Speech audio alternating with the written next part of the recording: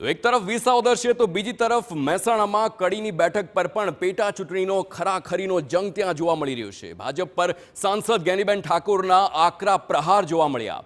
કડીના રાજપુરમાં ચૂંટણી સભામાં ભાજપ પર પ્રહાર કર્યા છે જ્ઞાનીબેન ઠાકોરે। ભાજપવાળા પૈસા આપે તો લઈ લેજો, આ રૂપિયા કોઈ મજૂરી કરીને ભેગા નથી કરેલા, રૂપિયા વાપરવા હોય તો વાપરજો, પણ કોંગ્રેસને મત આપજો। ગામની અંદર આવું છું તો સાડી તો ઓઢાડી છે, પણ એનું માપ રહેશે કે નહીં રે? રહેશે કે નહીં રે? તો હવે ભાજપ વાળા કઈ નાના મોટી લોભ લાલચો ને કઈ પૈસા ના હું બધું કરે તો કઈ આઈડા રાયડું વેચીને કે મજૂરી કરીને ભેગા કરેલા નથી।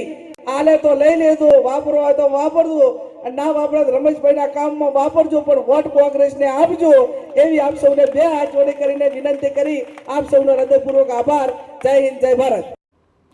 તો આ ઉપરાંત રાજપુરની સભામાં કોંગ્રેસના સાંસદ જ્ઞાનીબેન ઠાકોરે પોલીસ અને અધિકારીઓને જાહેર મંચ ઉપરથી ટકોર કરી હતી। ભાજપના પ્રેશરમાં આવી કોઈ અધિકારી કોંગ્રેસના કાર્યકરોને હેરાન કરશે તો અમે લડવા માટે સક્ષમ છીએ।